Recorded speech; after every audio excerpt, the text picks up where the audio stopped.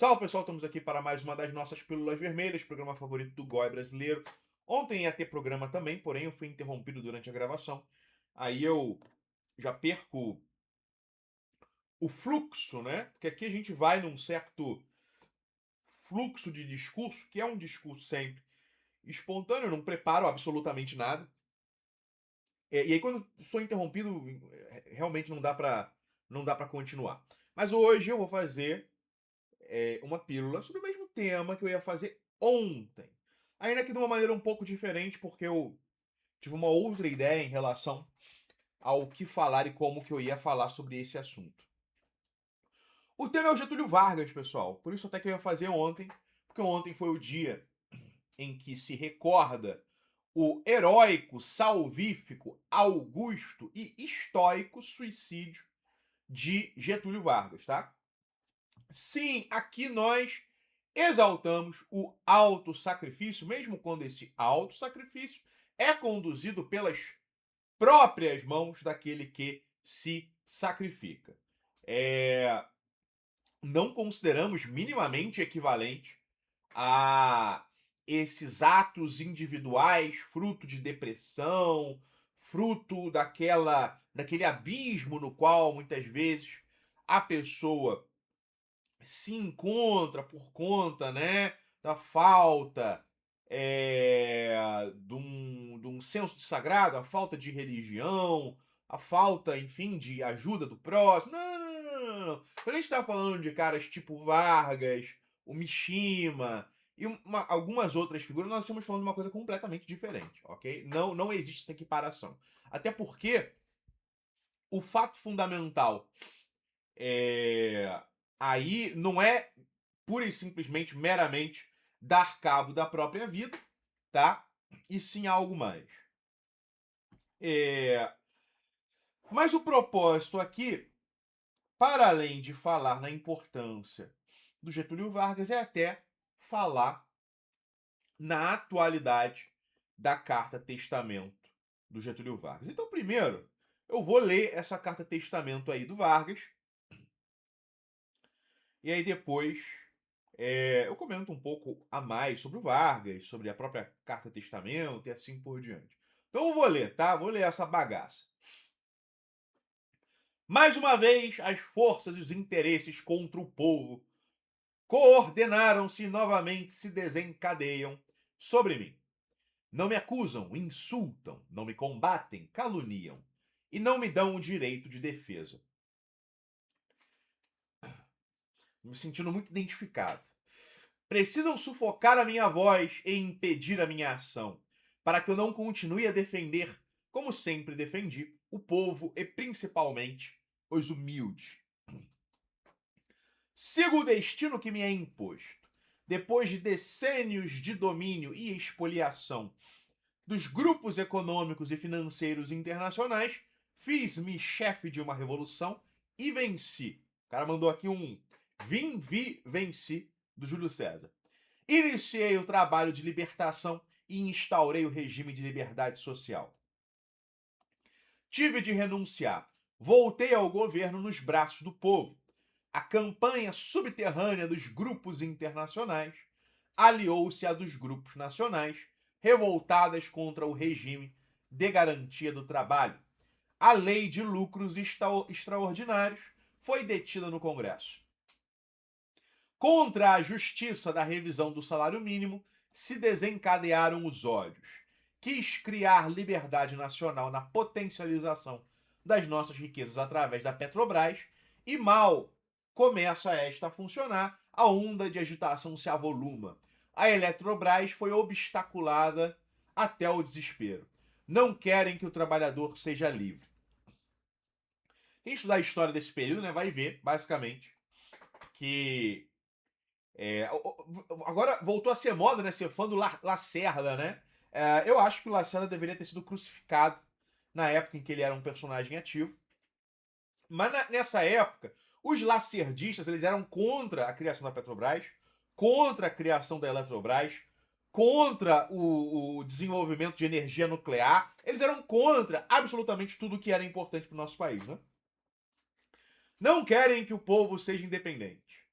assumiu o governo. Aliás, para dar nome aos bois, né? Quem defende aí o Lacerda é um pessoal, a ala mais liberal, por assim dizer, do MBL, Missão e por aí vai. Assumiu o governo dentro da espiral inflacionária que destruía os valores do trabalho.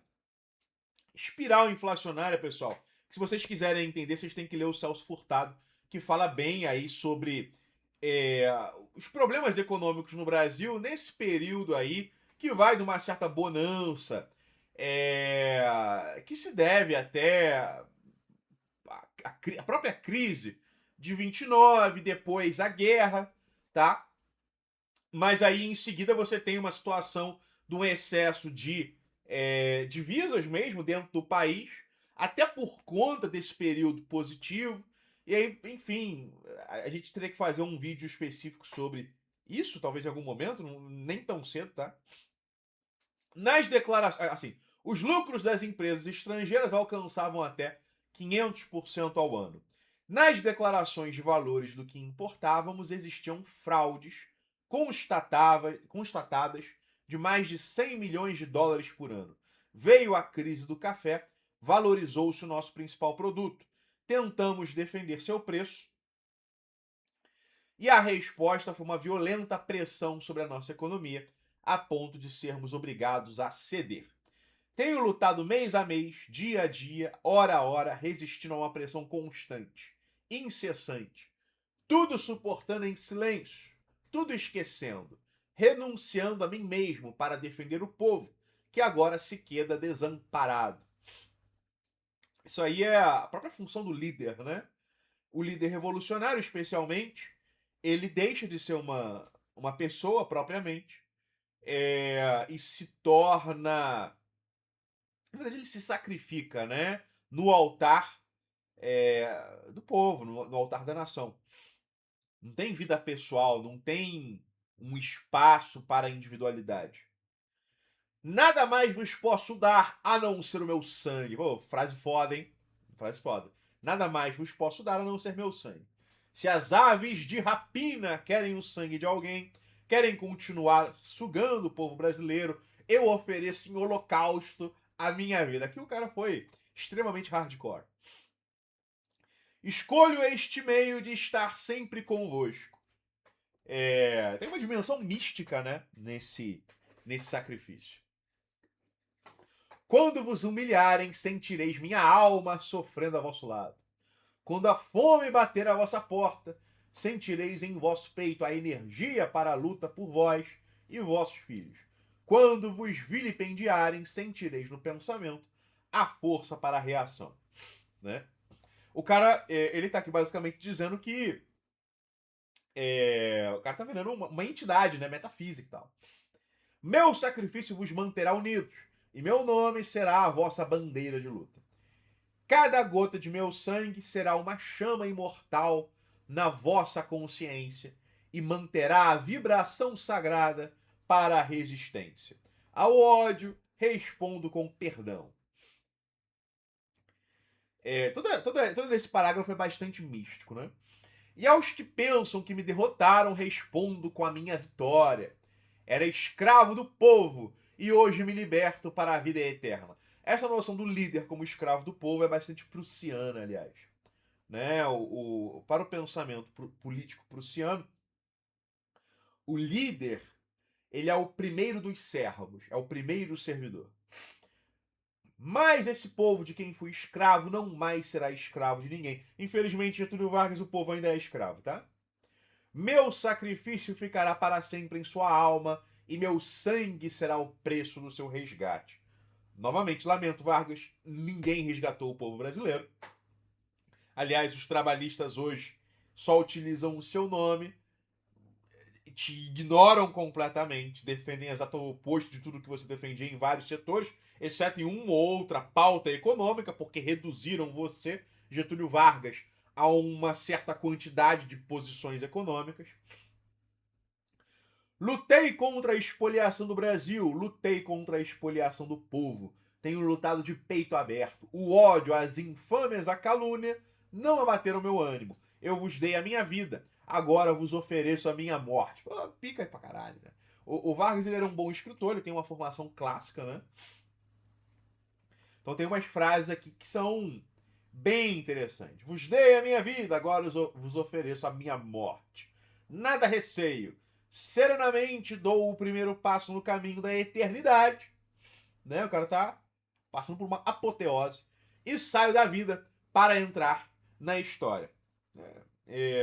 Foi escrito no dia 23, né? Ele morreu dia 24. Rio de Janeiro, etc, etc. É uma frase, uma carta muito interessante. De uma perspectiva literária. Tem alguns trechos que são muito bons. E o conteúdo dessa carta certamente foi meditado bastante, né? Aí uma série de influências, tem uma série de influências aí.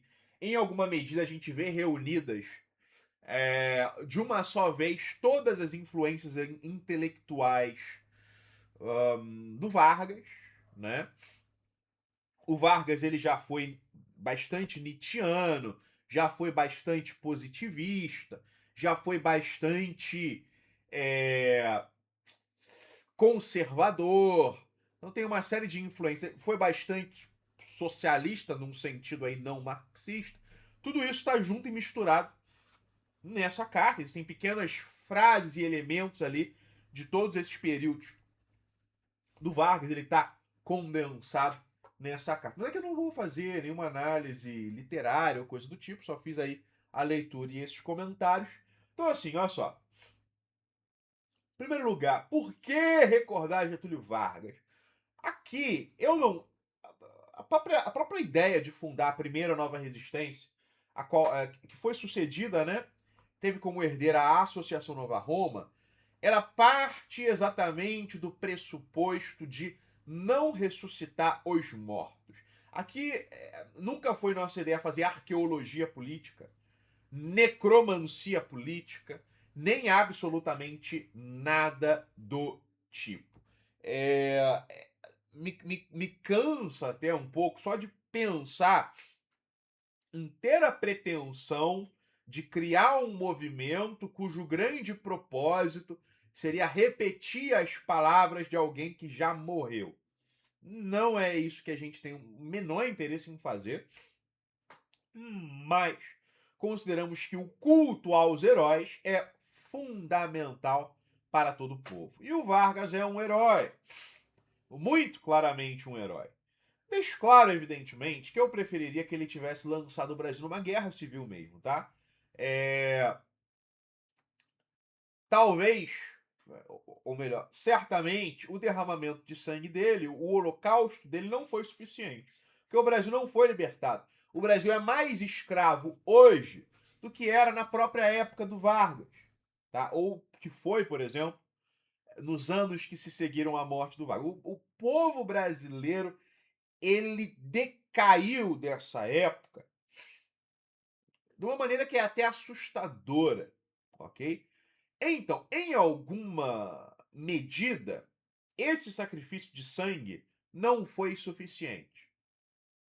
Talvez um sacrifício de sangue maior, um holocausto mais amplo, maior, mais abrangente, tivesse efetivamente despertado o povo em relação àquilo que é necessário fazer para poder garantir que o Brasil seja um país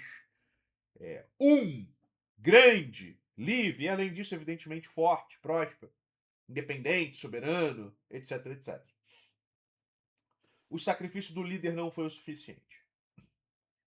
Não obstante, em primeiro lugar, a necessidade do culto aos heróis, do culto aos mortos, se fundamenta, entre outras coisas, em algumas percepções. Uma é de que a história é movida, entre outros fatores, por grandes homens, grandes personagens, e também elites, né, aristocracias significativas. E Vargas foi um grande homem, porque ele define uma era, né? Durante a era Vargas, ou você estava com Vargas ou contra Vargas. Não existiam posições independentes. E mesmo depois, Vargas permanece sendo um elemento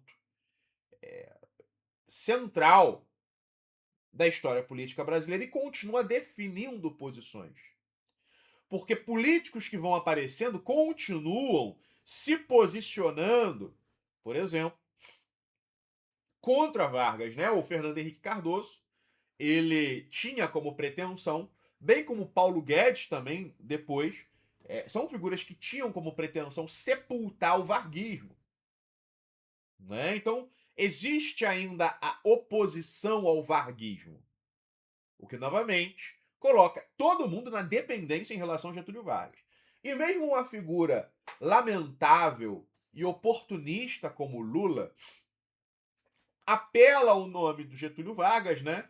Bate o tambor dele para evocar a memória e o espírito do Getúlio Vargas, para instrumentalizá-lo aí para essas finalidades torpes do petismo. Então, ele definitivamente pode ser categorizado como um grande homem. Porra, o cara fez uma revolução no Brasil. Algo bem raro. Extremamente raro. Ele foi bem sucedido, onde inúmeros outros personagens não conseguiram sê-lo. E vejam só, no caso do golpe republicano, por exemplo, a gente pode até dizer que o rei, né, o imperador, deve ter sentido um alívio diante do golpe.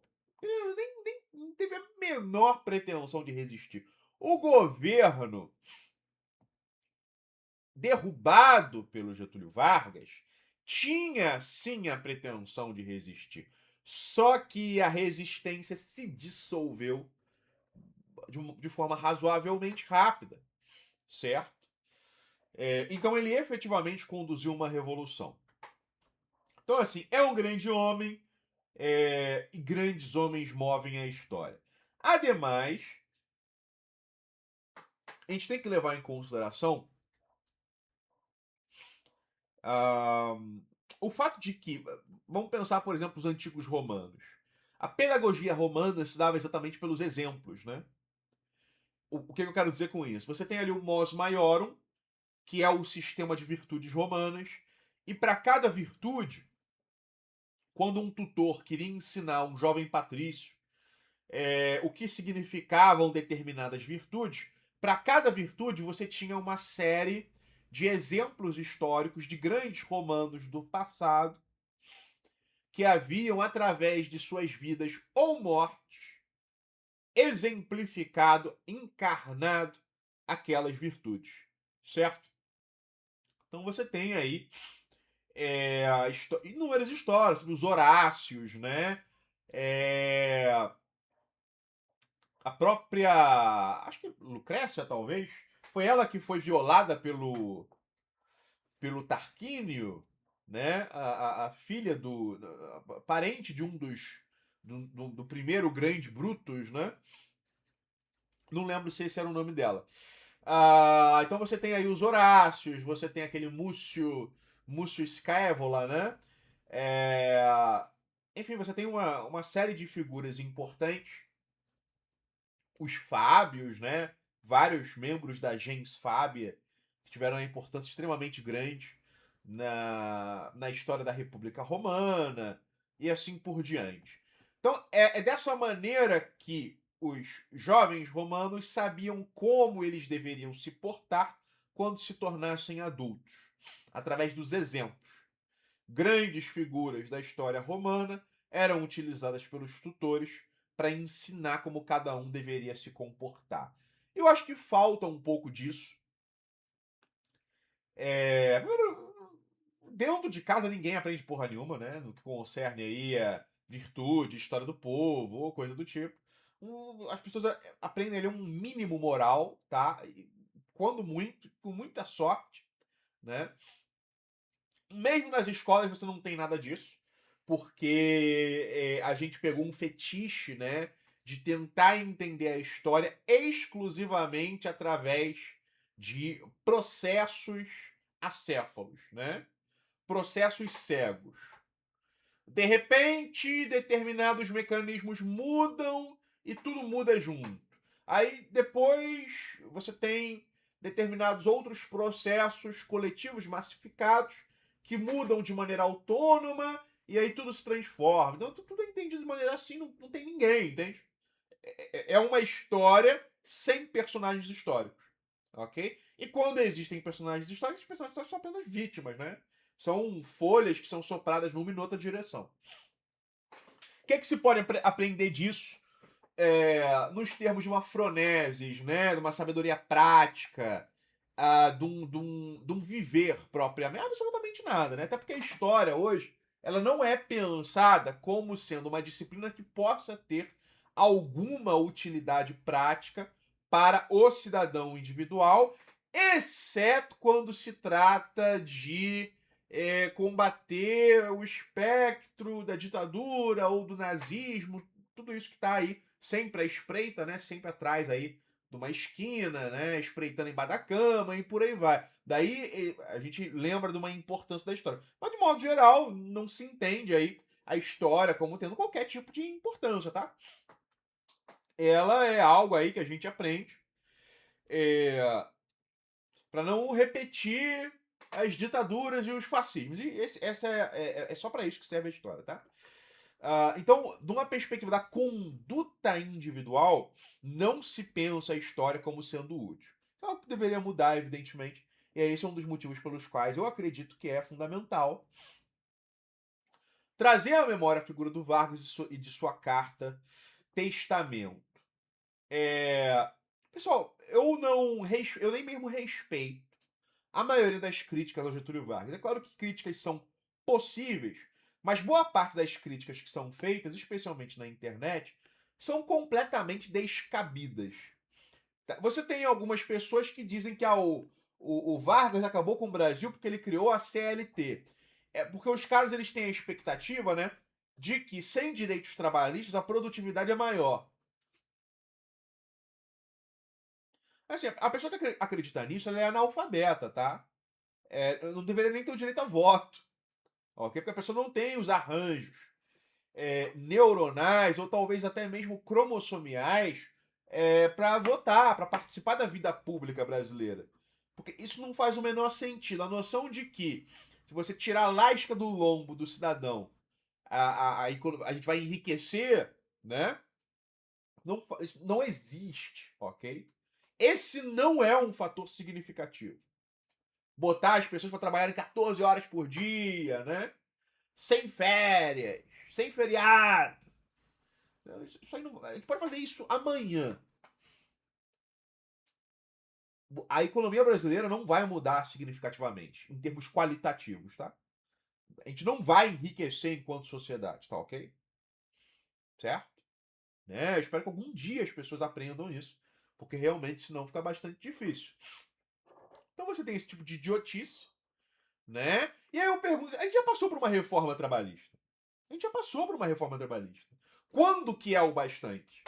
Né? A CLT, ela já não existe, pessoal. Você tem um arremedo de direitos trabalhistas remanescentes. Você tem um arremedo de CLT, uma casca, um esqueleto. Porque a maioria dos elementos fundamentais do direito do trabalho e da CLT não existe mais. E aí eu pergunto: a economia brasileira melhorou? Nós enriquecemos desde a reforma trabalhista para cá? A renda média do cidadão disparou, aumentou, né? Nesse regime de maior liberdade econômica e laboral? Eu acho que não. Eu olho ao redor, não aqui propriamente, porque eu vivo muito bem, tá? Mas assim, quando eu vou por outros lugares, por outras partes, a gente olha e a gente vê, na verdade, que o Brasil continua afundando. E aí o cara fala assim, não, é porque ainda tem a CLT, né? Então assim, o quanto que a gente vai ter que tirar em termos de direito de trabalho pro cara aceitar que não é esse o problema da economia brasileira. Então assim, né? Você tem os oportunistas que defendem isso, e você tem uma grande massa que é burra, né? O cara que acha, lamento, mas o cara que acha que vai enriquecer sendo entregador, pô, cara, alguém, por favor, tire os direitos eleitorais desse cidadão, ok? Então tem isso, tem aquela pataquada aí de que o Vargas carioquizou o Brasil. Puta que pariu, o governo Vargas proibia vagabundar, prendia, né? Quem tava pela rua, disciplinou o carnaval, transformou o carnaval praticamente em desfile militar, promoveu o regionalismo, né? Promoveu o regionalismo. Então, assim, essa noção de que o Vargas carioquizou o Brasil. Carioquizou em qual sentido? O brasileiro já gostava de futebol, né? Até porque isso aí não é um esporte do Rio de Janeiro. É um esporte inglês, né? Das elites brasileiras, que aí foi se popularizando gradualmente, já ali, por exemplo, nos anos 10, anos 20, certo? Qual que foi a carioquização exatamente? Né? A gente não consegue visualizar essa carioquização. O que houve foi uma tentativa de dar ali uma espécie de cartilha, por assim dizer, nas escolas, né? Envolvendo ali símbolos nacionais, um conhecimento mais geral do folclore nacional, dos heróis da pátria, uma série de outros elementos, uma série de outros aspectos para fortalecer esses vínculos entre os cidadãos e o Estado como um todo, né? A nação como um todo. Só isso que aconteceu, não teve nenhuma carioquização. É... O pessoal, ele deu voto às mulheres. Tem gente que faz esse tipo de crítica, né? Olha só, vamos lá. O voto feminino já existia em boa parte dos países do mundo nessa época, né? Pelo menos nas Américas e na Europa. Quando veio o Estado Novo, ninguém mais votava, então isso é uma crítica meio inútil, né? Ah, as mulheres votam, aí beleza, um ano depois ninguém mais vota nada, tá? Aliás, eu até digo, né? Pô, deve ter tido gente que ficou chateada, porque no último vídeo eu falei que talvez mulher não devesse votar, mas entendam, pessoal, eu na prática sou contra 90%, 99% das pessoas não votarem, incluindo os homens, tá? Então não levem muito a mal a minha posição em relação ao voto feminino. E de qualquer maneira, se não fosse ele, seria o próximo, entende? Seria o Dutra, tá? Não é uma grande questão. Ele deu o voto feminino, ele acabou com o voto de todo mundo logo em seguida. E se não tivesse sido ele, teria sido o próximo presidente, né? O próximo presidente democrata, por assim dizer. Então eu acho essa uma crítica completamente inútil e completamente vazia. E aí, pessoal, a bem da verdade, se a gente for falar sobre méritos, abundam. O grande processo de industrialização se deu no período Vargas. A efetiva construção de um Estado e de uma burocracia, no sentido do Max Weber, se deu na era Vargas. Pedro II tentou, não conseguiu, por conta dos interesses das oligarquias cafeeiras e dos escravocratas. Né? A ideia de criar uma elite central, algo como uma elite de mandarins, sabe? Isso aí é algo que houve um esforço nesse no segundo reinado, mas não foi possível. Quem diz isso é Oliveira Viana, tá? Quem realizou essa obra que é fundamental para qualquer estado que pretenda um desenvolvimento, a soberania, o enriquecimento, por aí vai. Quem fez essa obra de criação de uma administração pública, uma burocracia estatal, uma elite gerencial do Estado brasileiro, em grande medida puxada de uma velha aristocracia até, foi o Getúlio Vargas, foi o período Vargas. Foram as elites intelectuais aliadas do Vargas. Tá? Hoje em dia, burocracia é uma palavra feia e tal. Mas se você não tem burocracia, você não tem nada. Ok? Né? O que são os Estados Unidos sem a burocracia? O que é a China sem a burocracia? Porra, o nome que os caras dão pro céu é burocracia celestial, tá entendendo? Saca? Então, assim, Estado é burocracia. Quem criou o Estado nesse sentido, né? De algo com um estofo administrativo propriamente dito, para além dos interesses dos clãs, das famílias, que são sempre interesses pessoais, personalistas. Eu quero o que é meu, cuido do que é meu, me interessa dar o carguinho pro meu filho e pro meu sobrinho e indicar o meu genro para não sei das quantas e farinha pouca o meu pirão primeiro, que é a lógica das famílias coloniais, lógica essa que domina o próprio século XIX, apesar dos esforços dos imperadores, né? E de algumas figuras importantes também da política do período imperial, figuras isoladas de modo geral. Quem consegue fazer isso, quem consegue efetivamente enfrentar esses interesses oligárquicos que voltaram a dominar o Brasil, especialmente após o fim do regime militar, responsável por pelo menos essa tentativa de enfrentamento, é o Getúlio Vargas, ok? Então, assim, é uma figura central na história brasileira. Considero que o suicídio dele foi um ato glorioso, ok? Tão glorioso quanto o suicídio do Yukio Mishima. De fato, o sangue derramado, né, por ele mesmo é um sangue salvífico, é um sangue que abençoa, irriga espiritualmente o solo nacional, e deve ser lembrado, ok? Deve ser lembrado e devemos lembrá-lo não para fazer arqueologia, necromancia e ficarmos aí preocupados com o que ele falou e seguir a risca. Não, não, não. A gente tem que lembrá-lo para superá-lo. A grande finalidade da história, né, em alguma medida, e especialmente o estudo da história dos grandes homens, é buscar inspiração para que esses grandes homens do passado sejam superados por novos grandes homens. Pessoal, o Alexandre o Grande, ele era fissurado pela história, né? Leitor ávido de Heródoto, leitor ávido de Homero, que ele considerava, de fato, ali como relato histórico verídico, certo? Se espelhava em Aquiles, né? Alexandre se espelhava em Aquiles. Mas ele se espelhava querendo simultaneamente superar os feitos de Aquiles. E convenhamos, né, Alexandre de fato superou os feitos de Aquiles. Então nós temos que nos interessar pelo Vargas, não para tatuar a foto do Vargas na bunda, tá? Mas porque nós devemos, na nossa luta política e no nosso esforço por construir um novo Estado novo, fazer tudo aquilo que o Vargas não fez ou não pôde fazer e levar muito mais longe tudo aquilo que, de positivo, ele efetivamente fez. Então é isso, pessoal. Viva Vargas, Getúlio Vargas presente. E essa foi a Pílula Vermelha de hoje. Até a próxima.